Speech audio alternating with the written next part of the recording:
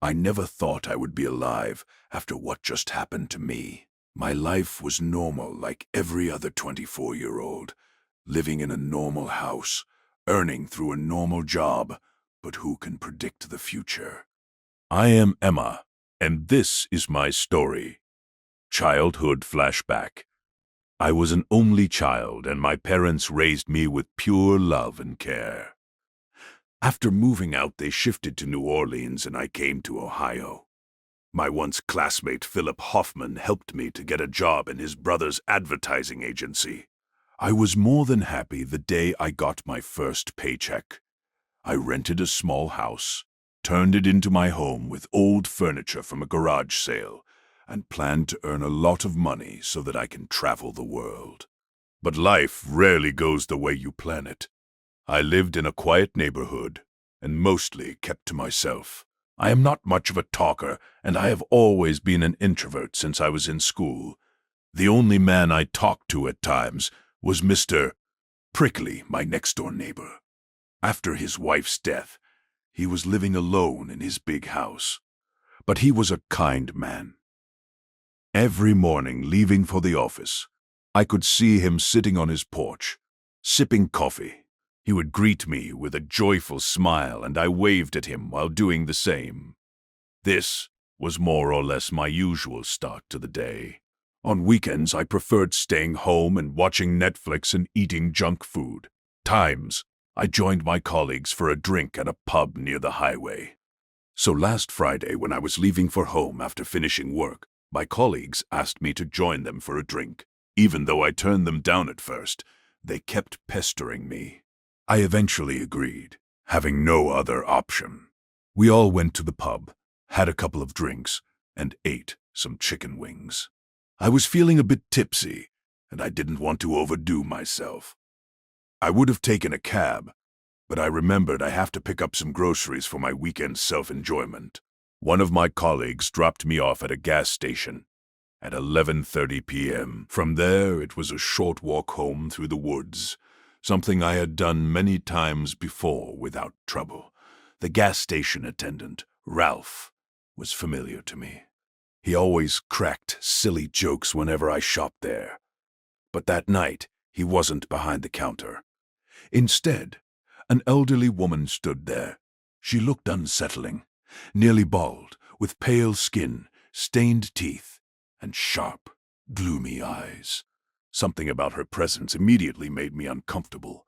She introduced herself as Ralph's mother, explaining that he was sick and she was covering for him.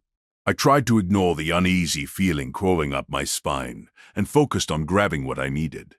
Throughout my shopping, I could feel her watching me, her gaze never leaving my body. When I returned to the counter, her demeanor changed. What began as casual curiosity quickly turned into hostility. She accused me of immoral behavior, of manipulating her son, and of trying to take him away from her. Her words were filled with obsession and jealousy. Before I could fully process what was happening, she spat on me. Shock froze me in place as she ranted about her son being in love with me. I realized, with growing horror, that Ralph had been secretly photographing me and talking about me obsessively. Whether it was his obsession or her delusion, I couldn't tell. But both terrified me. As I tried to leave, she suddenly revealed a large chopping knife she had hidden. Without warning, she slammed it down on my hand. Pain exploded through my body as two of my fingers were severed. Blood poured onto the counter while she laughed hysterically, mocking me. Something inside me snapped. Ignoring the agony, I grabbed the knife from her hand and struck back, slicing off her ear. She collapsed, screaming as I called the police. Emergency services arrived quickly. I survived, but the woman lost too much blood and collapsed during surgery. Ralph was later found locked inside his room, isolated and mentally unstable. Investigators concluded that he had been obsessed with me, while his mother, unable to accept losing her son, had planned the attack. She had waited night after night at the gas station, hoping I would return. Security footage proved my innocence. After I recovered, my parents took me away to live with them. One thing is certain. I will never step into a gas station alone late at night, ever again. I work at a gas station located near the center of my town. My schedule changes every week, but I mostly end up working overnight or early morning shifts. By the time this happened, I had already been working there for about a year. It wasn't a great job, but it wasn't terrible either. The pay was average, and most of the work involved standing behind the counter, watching customers come and go. That night, I was scheduled for the overnight shift from 10 at night until 6 in the morning. Weeknights are usually slow, and because it had been raining steadily for hours, I expected it to be even quieter than usual. For the first couple of hours, I stayed seated behind the register, only getting up occasionally when someone came in to pay for gas. By around 12:30, the store had gone completely silent. With nothing else to do, I stepped out from behind the counter and began straightening the shelves. As I worked, I noticed headlights flash across the windows as a car pulled in near the pumps. I didn't pay attention at first. Cars came in all the time, and there was nothing unusual about it. Several minutes passed before I happened to glance toward the window again. The car was still parked at the pump.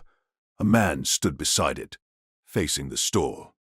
The moment my eyes met his reflection in the glass, he turned away abruptly. That was when I felt uneasy. He had been standing there far longer than it should take to pump gas. I returned to the counter and waited. About half a minute later, I checked again and saw the man get into his car. The headlights flickered several times as if the engine was struggling, but eventually the car started and sped out of the parking lot. Something didn't feel right. Out of curiosity, I checked the recent pump transactions. The pump he had parked at hadn't been used for hours. He hadn't bought gas at all. He had just been standing there, watching me. I stayed behind the counter after that, trying to stay alert. A few more customers came and went, and then the station became quiet again. Around 3 in the morning, I heard something outside. Despite the rain, there was a soft, dragging sound along the side of the building. Footsteps. They moved slowly toward the back of the station. I checked the windows, but there was no clear view of the rear area. No cars were visible outside. I walked cautiously toward the back door, a solid metal door with no window. I pressed my ear against it. The footsteps grew closer. Then the door handle shifted slightly, stopping when it hit the lock. Everything went silent. After nearly a full minute, I heard a low grunt from the other side, followed by a sharp scraping sound against the metal. Moments later, the footsteps moved away, disappearing into the rain. I ran back to the front of the store and immediately called the police. When officers arrived, they didn't find anyone nearby. However, they did locate a car abandoned less than a quarter-mile away. It matched the one I had seen earlier. The vehicle had mismatched license plates and was reported stolen from another state. On the back door of the station, officers found a long scrape mark, likely caused by a sharp metal object. Thinking about it now, I realize how close I came to something far worse. Whoever that man was, he wasn't there by accident. And I don't work overnight shifts anymore. Several years ago, I used to work at a gas station convenience store. It wasn't a big place, but it stayed fairly busy throughout the day. My job was mostly to stand near the entrance counter, help customers, and make sure no one walked into restricted areas of the store. One night, I was working a closing shift.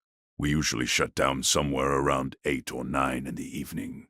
That day had started off pretty normal. It was early evening, still somewhat busy, and customers were coming in and out regularly. While I was standing near the front, I noticed a man walk in and try to pass me without saying a word. I asked him if he needed any help, but he completely ignored me and kept walking. I stepped in front of him and repeated myself. This time, more clearly. He stopped, stared at me for a few seconds, and then continued walking as if I wasn't even there. I wasn't about to physically stop him, so I let him pass. He walked deeper into the store toward the right side. At first I assumed maybe he was just grabbing something quickly or using the restroom. Still, something about the way he acted didn't sit right with me. After that, I went back to doing my job.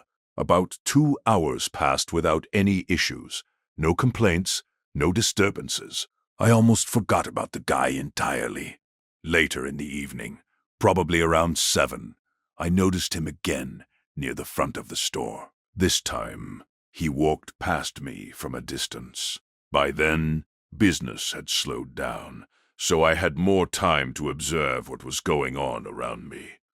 I realized he didn't have any items in his hands, no snacks, no drinks, nothing. He also wasn't carrying anything. That's when it really started to feel strange. Why would someone stay inside a gas station for hours without buying anything? As closing time approached, the store became nearly empty. Another employee came over to lock the front doors, so customers could no longer enter. I was getting ready to clock out when something caught my attention from inside the store. Out of the corner of my eye, I saw someone quickly move behind a stack of large supply pallets near one of the aisles. There was a small open space behind them, just enough for someone to hide. I only saw the person for a second, but I was sure it was the same man from earlier. At that point, I knew something wasn't right. I went to clock out and immediately told my boss what I had seen. I explained that the man who had been acting strange all evening appeared to be hiding inside the store. My boss told me he'd handle it and said I could head home. I didn't find out what happened until my next shift. When I came back to work, my boss thanked me for speaking up. He told me that when they searched the store, the man refused to leave. The police were called, and they had to remove him from the building. During the search, officers found several weapons on him. I was never told exactly what kind, but just hearing that was enough to send chills down my spine. To this day, I still wonder what his intentions were. Whether he planned to hurt someone or rob the place, I'll never know. I'm just glad I noticed him when I did.